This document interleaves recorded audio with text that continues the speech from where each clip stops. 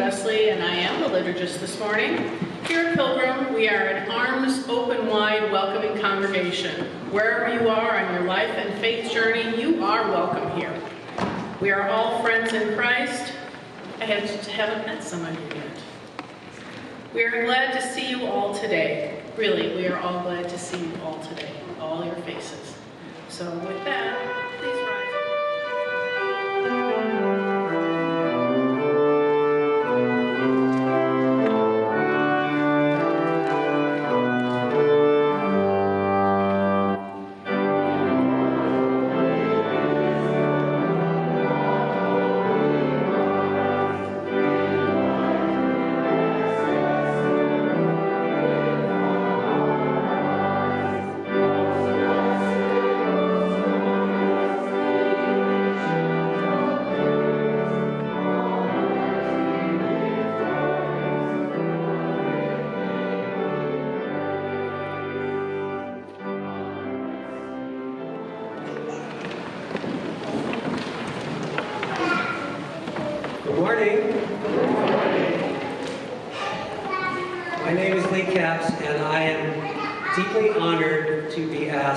Share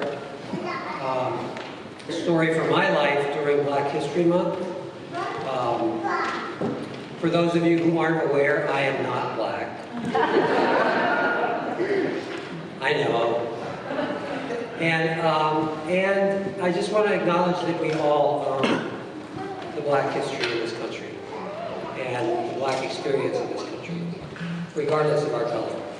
So I'll start my story. Actually, I remember when this was. This was 18 years ago. I was giving blood to be tested to donate an organ. Some of you may know that story. That's a different story. But as I was donating blood, the nurse that was, or the phlebotomist, I guess, the nurse who was taking the blood, she looked at my record and she said, "Lee Capps, we have another patient named Capps." And I said, "Cheryl?" And she said, "Yes." And then she got this quizzical look on her face. And for those of you who I don't know that well, my wife Cheryl is African American. She is black. And she got a quizzical look on her face and said, "Could I ask you a personal question?" And I said, "Sure." She said, "Why did you choose a black woman to be your wife?" And I mean, she was totally curious, right? There was nothing, it was just absolute curiosity. And I said, "You know, I don't feel like I chose a black woman. I feel like I fell in love with my wife, and she was black. But there was nothing that in my sort of frame of reference that said that was a problem. So we just took the next step together. So it wasn't that I wasn't trawling for black women, just so you know. She was black, and I didn't see anything wrong with that. And so that's sort of the starting point, because Cheryl and I met in 1973, and I did pretty much fall in love with her at first sight, and we ended up becoming a couple, and of course I had to introduce that to my family. And my father, I knew was going to be a problem. My mother, I didn't really expect there to be a problem. And for my mother, when I said, "I'm seeing a woman, she's black," my mother was like, "Uh-huh, and my father, when I let him know, I said, "Dad, I just want you to know, I'm seeing a woman," and he was like, "Oh, that's good, that's good." I said, "Yeah, she's 5 years older than me." And he was like, "Oh," because I was in my mid-20s. And I said, "Yeah, she's divorced." "Oh, son." And I said, "Yeah, she's got a little girl." And he was like, "Oh, this." And I thought, okay, that's enough. We'll wait for another conversation. And so, of course, there was another conversation. I said, "You know what, I didn't really mention she's black." And it was, if any of you remember the old Red Fox show, it was like, "Oh, this is the big one."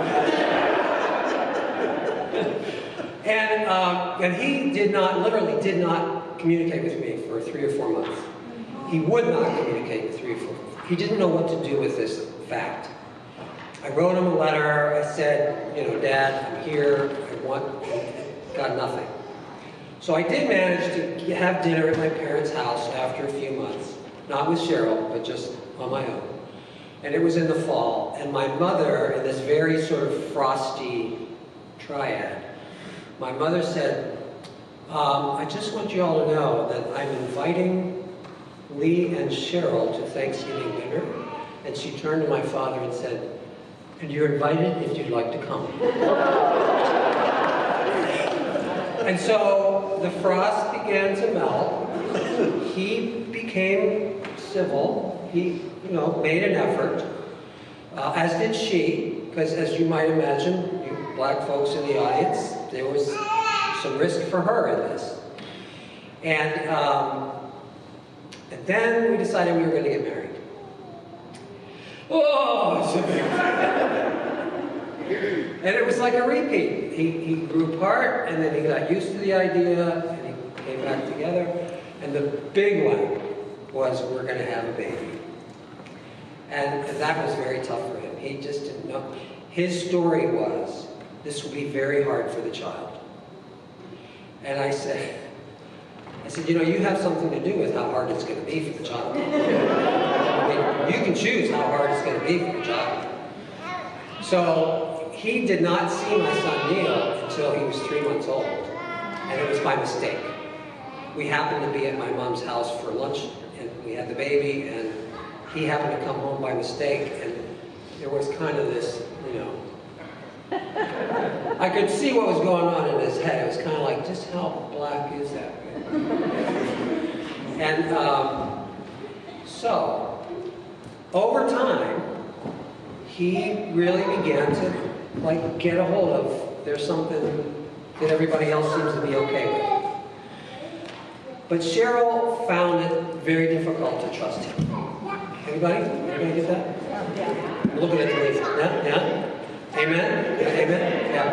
Yeah. So I said, well, you know, the man's not that sophisticated. He's just like emotional intelligence level pretty low. I don't know that he... She's like, no, I need a sign. I need him to somehow let me know that he's welcoming me and not just my kids. So I didn't know what that would look like, but we were at a family gathering. My sister and her family were over. Literally, everybody was fine with our life except for him.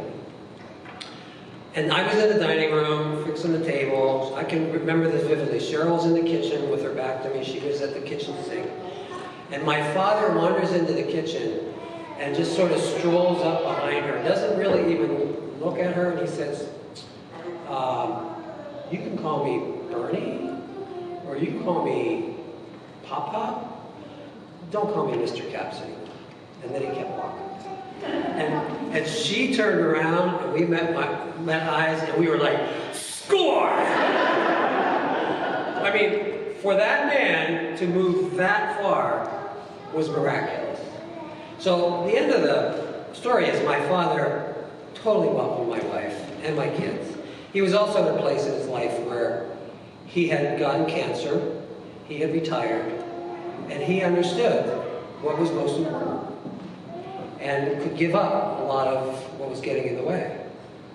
So what I didn't mention is my father grew up in Virginia in the 1920s and 30s, and I don't think that he disliked or disrespected black people, but he came from a life where black people and white people were just separate.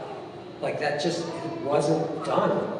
He didn't understand how that would work. My mother grew up in an orphanage. Her mother was alive but was unable to take care of her and her brothers. So they were in an orphanage, and the only person in that orphanage who showed her any affection was Miss Susie, who was the cook. And we all know what color she was. So my mother never associated blackness with difference. She associated it with love and care And I, as a product, am both. I am both my parents, as we are all both. And so we all own Black History Month. Amen. Thank you so much, Lee, for sharing your story and reminding us that we all do own Black History Month. It has been an amazing one. Please join me now in our call to confession. Sometimes we wait for God to astound us with whirlwinds of wonders, while God silently offers us grace. God waits to forgive us, so let us hold nothing back, but trust in the one who listens to our prayers and answers us.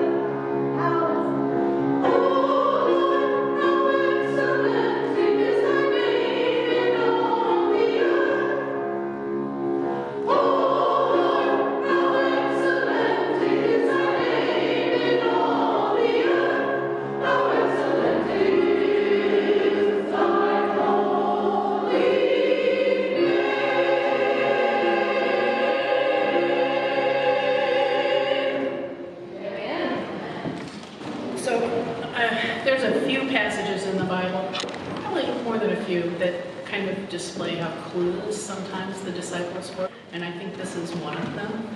It's actually one of my favorites. Like, ooh, let's all stay here together. So just bear with me here. 6 days later, Jesus took with him Peter and James and his brother John and led them up a high mountain by themselves. And he was transfigured before them, and his face shone like the sun, and his clothes became dazzling white. Suddenly there appeared to them Moses and Elijah, talking with him. Then Peter said to Jesus, "Lord, it is good for us to be here. If you wish, I will make 3 dwellings here, one for you, one for Moses, and one for Elijah." While he was still speaking, suddenly a bright cloud overshadowed them. And from the cloud a voice said, "This is my Son, the Beloved. With him I am well pleased. Listen to him." When the disciples heard this, they fell on the ground and were overcome by fear. But Jesus came and touched them, saying, "Get up and do not be afraid." And when they looked up, they saw no one except Jesus himself alone. As they were coming down the mountain, Jesus ordered them, "Tell no one about the vision until after the Son of Man has been raised from the dead." A word of God for the people of God. Thanks be to God.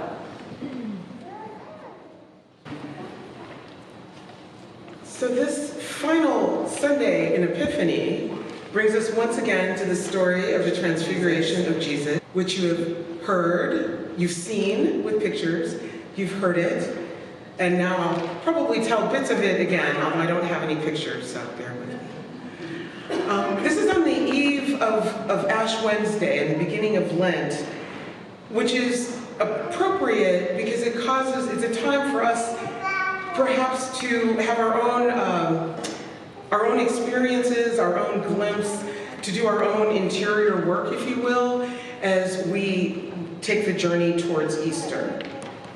But back at the start of the season of Epiphany, it began with the visit of the Magi, those first moments of revelation of who Jesus really is. Not only the child of Mary and Joseph, but the Messiah, the Son of God. The true king that Herod and others in power feared. The dictionary defines epiphany as an appearance or manifestation, especially of a divine being, which is what the Magi experienced. Yet in our everyday lives, an epiphany also refers to any moment of sudden revelation or insight. A sudden perception of the essential nature or meaning of something. An intuitive grasp of reality through something usually simple and striking. An illuminating discovery, realization, or disclosure. So the season of Epiphany is made up of several moments of Epiphany. As the Magi paid their visit, they perceived the essential nature of the baby Jesus. And as Jesus was baptized in the river Jordan, Jesus himself was visited with the reality of who he was and what he was called to do. You may recall that same heavenly voice announcing to him, "This is my Son, my beloved, with whom I am well pleased." And now, with the Transfiguration, the season of Epiphany closes with another revelation. This time it is for his closest disciples, and it marks not the beginning of his life and ministry, but his journey to the end. In the scenes leading up to the Transfiguration, you may recall it started with, in 6 days later. So in the scenes right before that, the disciples worship the Jesus who walks on water as the Son of God. But they can't yet really imagine what it means for Jesus to claim that title. As Cristine mentioned, they are still a bit without a clue or in the dark. I imagine that in their minds, this designation carries with it a lot of honor, privilege, and power, because they've witnessed firsthand his ability to perform miracles, curing and healing people with indiscriminate generosity, seemingly powerful beyond measure. So while Peter identifies Jesus as the Messiah, the Son of the living God, he utterly rejects Jesus' announcement that he will suffer and die, and on the third day be raised from the dead. Because based on all that Peter knows and has experienced up to that point, that outcome seems ridiculous. So Jesus takes Peter and James and John to the mountaintop for another epiphany or revelation that will further open their eyes and gradually transform them so that they are able and ready to carry on God's work in the world. Now, the mountain or high places were understood by the ancients to be places where divine encounter took place. You may recall Elijah's encounter with God on the holy mountain, where God was not in the wind, the earthquake, or the fire, but in the sheer silence. It also brings to mind Mount Sinai and the cloud of God's glory overshadowing the mountain and the tent where Moses met God. As soon as Jesus and the 3 disciples arrive on the high, unnamed mountain, Jesus is transformed before them. And the transformation of Jesus is made obvious by the changes in his face and clothing. We read that his face shines and his clothing is suddenly dazzling white, reminiscent of Moses' encounter with God on Mount Sinai. But their presence on the mountaintop and Jesus' transformation are only the beginning. Moses and Elijah appear talking with Jesus and further grounding the significance and magnitude of the moment on the mountain. And then comes the disciples' direct encounter with the divine. A voice from above further affirms Jesus as the Son of God and challenges the disciples to listen to him. Given all of the amazing things that they have experienced on that mountain, it is at first a bit surprising that this is the moment of revelation that strikes fear into the men, causing them to collapse in terror. What is there about the voice and this imperative message to listen that sparks fear?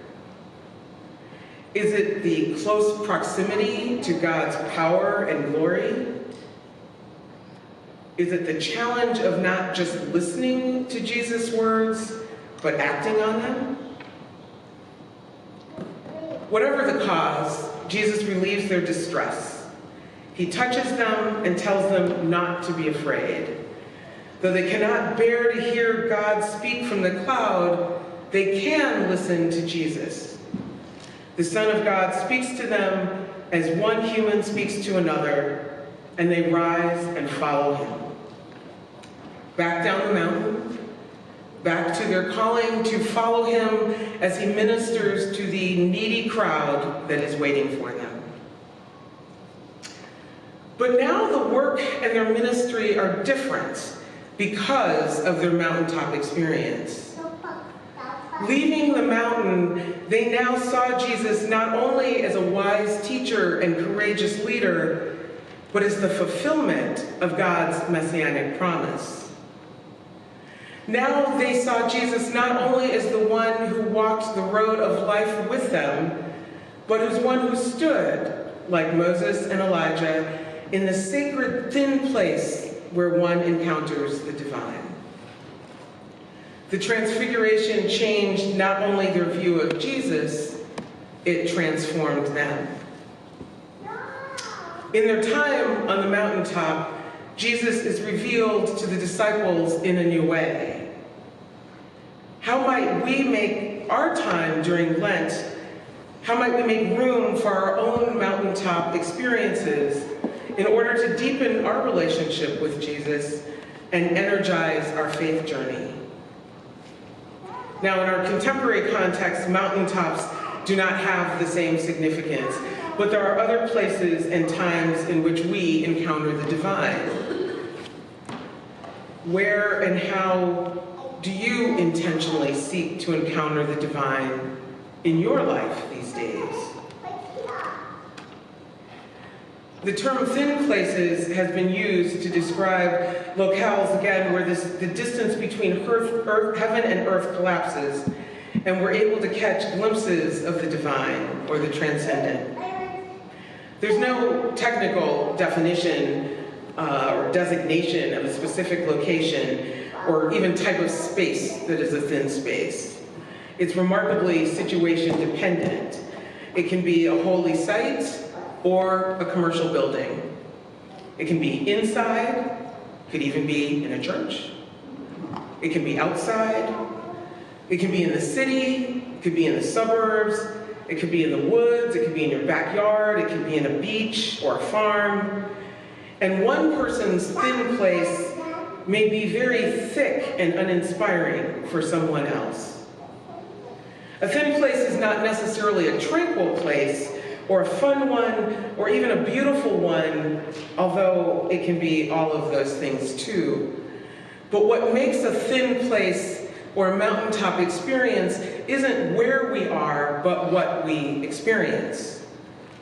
It may be something that we recognize as a spiritual breakthrough, an aha moment of clarity that brings a sense of peace, comfort, or purpose, and the strength to get through whatever we're facing.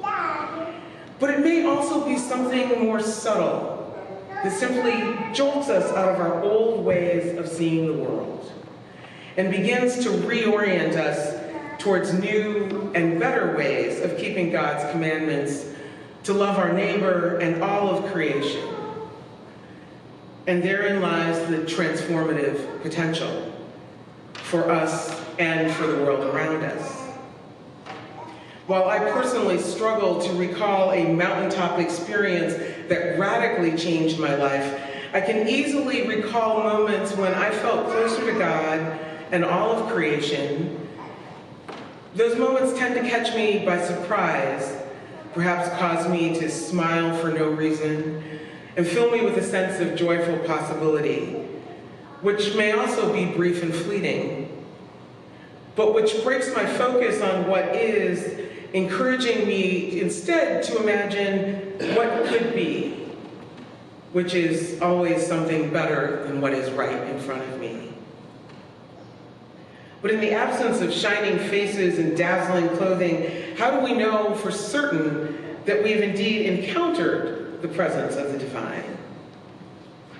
Well, it turns out that one of the most common characteristics of an encounter with the divine is that it's more of a heart thing than a head thing. And by that I mean what you experience is not necessarily logical or explainable to others or perhaps even yourself. And in fact, the more you try to diagnose it or explain it out loud, the more crazy it might start to seem. But in your heart, you know that you felt something shift or change or awaken. So you were moved to act differently, to see the stranger in a new light, to prioritize helping others, to open your mind, your heart, even your wallet to do for others, even if it means making some trade-offs for yourself.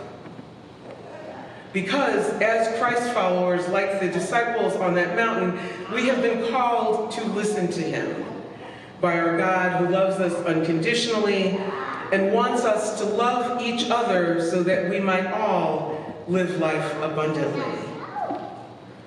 The transformative power of love can enable modern-day miracles when we put our faith into action.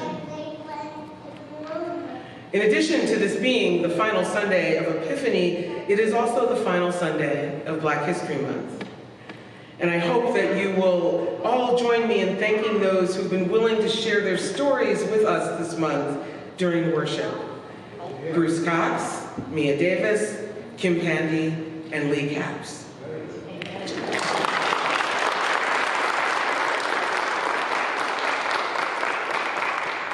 I also want to offer our gratitude for the stories of the 8 people that you should know, that David Brodnack Sr., Jen Jones, Delena Wilkerson, and Claudia Divis have shared with us through the photo display here in the sanctuary, and their stories of those people are in this handy pamphlet, 8 People You Should Know, which if you haven't had a chance to read it yet, is available on the stand near the pictures.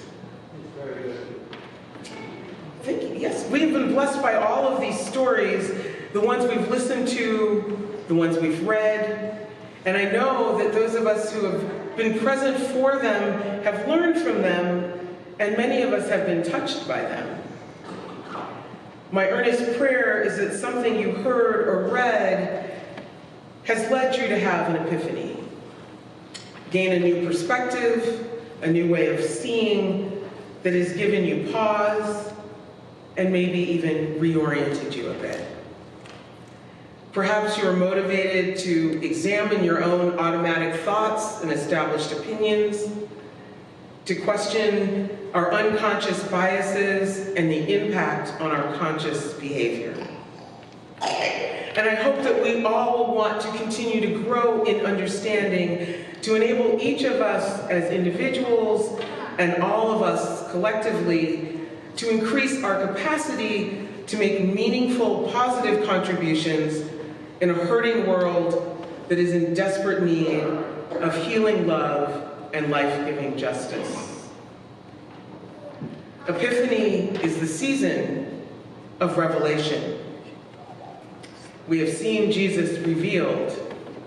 Now what? What is there for us to do with what we have seen and heard? As we enter the season of Lent, may we continue to be blessed with epiphanies that open our eyes to God's presence with us still, and may we be transformed by what we see. Amen. If you will look at the insert that's in your bulletin, you will notice a piece with the title, I Dream of a Church. This piece was composed by a gentleman named Mark Miller. Mark Miller is an associate professor of church music at Drew University and also a lecturer in sacred music at Yale University.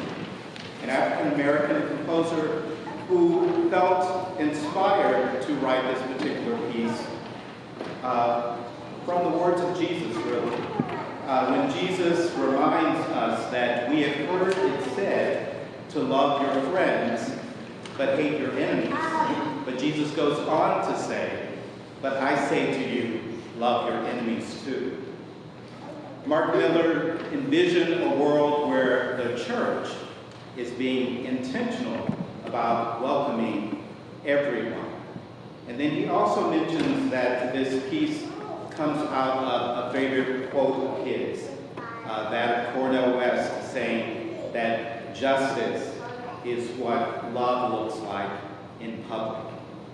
The choir will sing the first stanza of I Dream of a Church, and then I will turn around and invite you to sing that first stanza. We will go on to sing the chorus. You're welcome to join us if you'd like. The choir will then sing the second stanza, and then I will turn around and invite you to sing the chorus after the second stanza. You're welcome to sing at all times, but I will turn around at specific places where we definitely would like to have you involved with this piece. I Dream of a Church.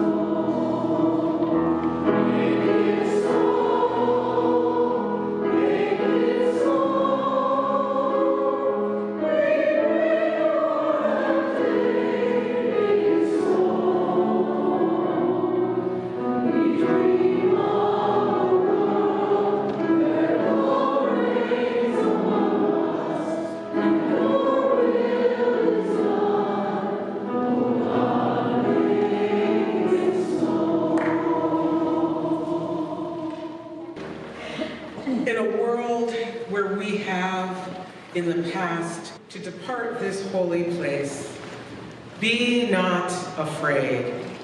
The Spirit of the living God goes ahead of you, with you, guiding you. May God bless you and keep you. May God's face shine upon you and be gracious to you. May God look kindly upon you and